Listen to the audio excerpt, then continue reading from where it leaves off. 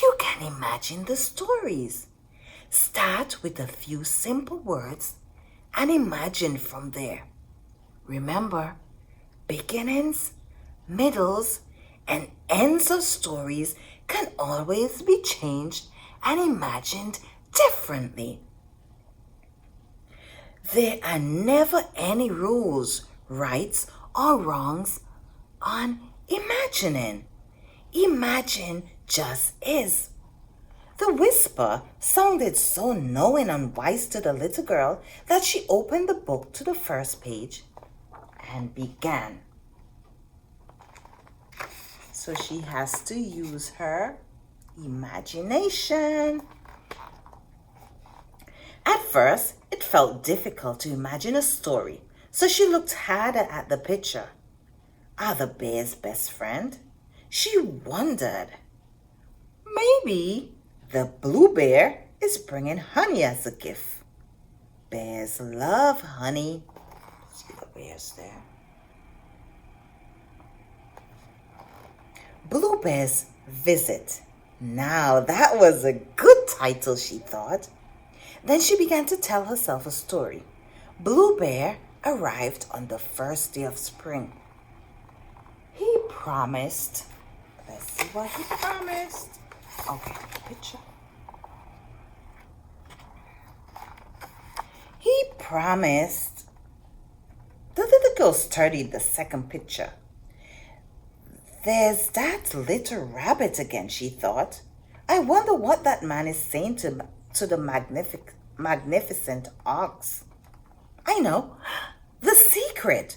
Mr. Ox, you must please promise not to tell anyone, but we need your help. So he's whispering. That's what she's imagining. Last week, the words began to come more and more easily to the little girl. Then the words grew into sentences, and the sentences became stories. The quest. Their 100-mile journey began in a sturdy wooden boat. This is the story that she's coming up with. Are you there? Are we there yet? Asked Rabbit. In another 2 days and 1 night, replied Lion. Oh, that's a very long time. I forgot. Please remind me again. Where are we going? Said Rabbit.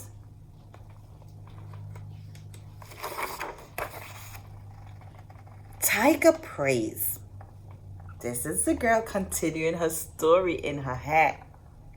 All the creatures of the land, near and far, would be coming, and preparations were being made.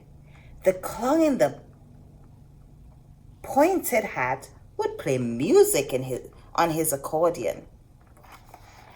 Can you spot the clown?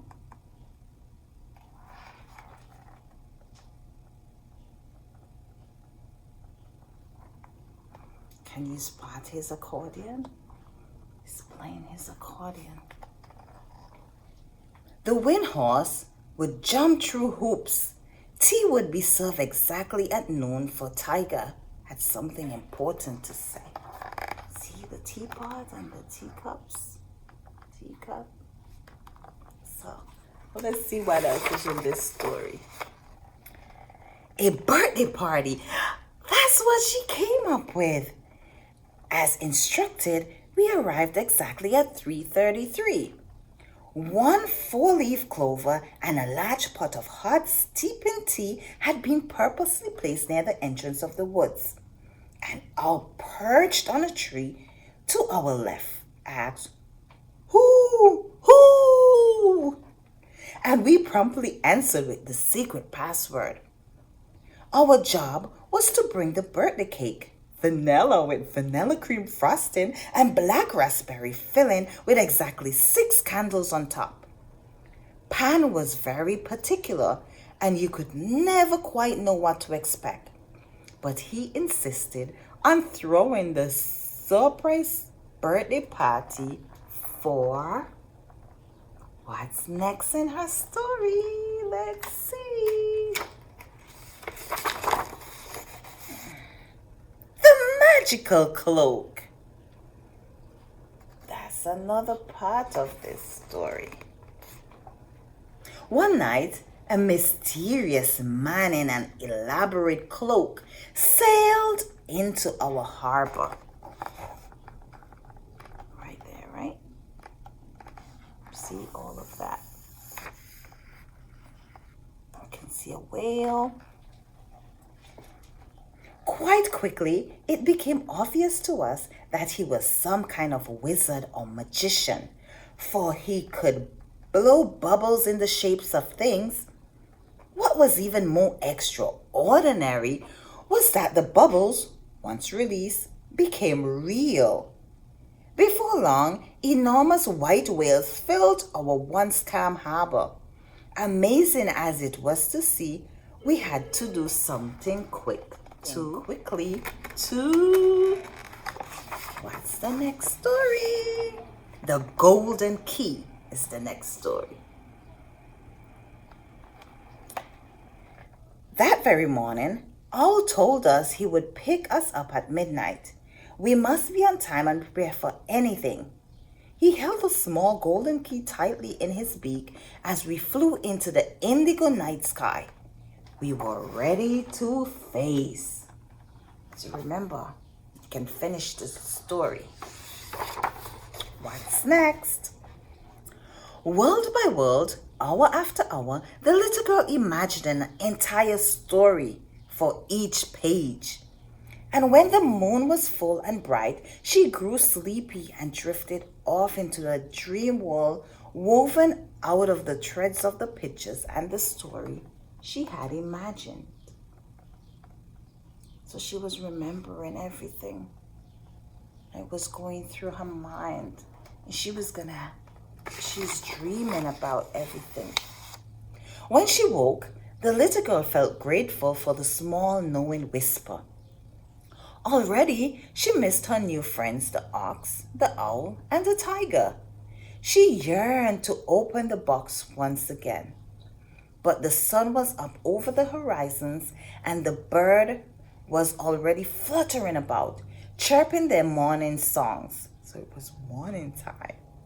She did not want to be late for school, so she tidied herself, scooped up the book, and rushed out of the door.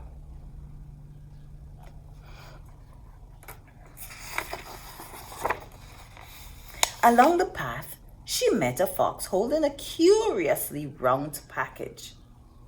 "Excuse me, little girl," said the fox. "I believe I have the words to your book. I saw them spill away, and because I am a very clever kind of fox, I caught them in my net just before they drifted too far off." "Oh, thank you," replied the little girl, feeling a bit confused. Let's go back. Remember this picture? Remember this part? Where the words were all coming out of the book. So that was Fox there catching the words for her. So now he's giving her back her words to the book. "Now please, before you leave, could I bother you for a small favor?" asked the fox. "Why, of course," answered the little girl. What is the fox gonna ask? The fox thanked the little girl, and the little girl thanked the fox, and she gathered the book and a bundle of words and hurried down the path towards school once more. What did the fox want? Yes, it wanted to reach the grapes, the juicy, juicy grapes. "I am so sorry I am late," said the little girl, still catching her breath. There was a whisper, and I imagined stories for every picture, and I overslept. And the words, I didn't know they had fallen away, but the clever fox caught them in his net, but I loved your book. And I almost forgot. Thank you. I have so many stories to tell you. I can't wait to hear them, replied the teacher with a smile. Do you think the teacher knew exactly what was happening? The end. So the end has a picture of the fox and the grapes. So if you know that story. So I hope you enjoyed this story. The Whisper. The Whisper. If you did, don't forget to subscribe, like, share, click that notification bell, and I'll see you next time around on another story time with Miss Marcia. Take care now and adios.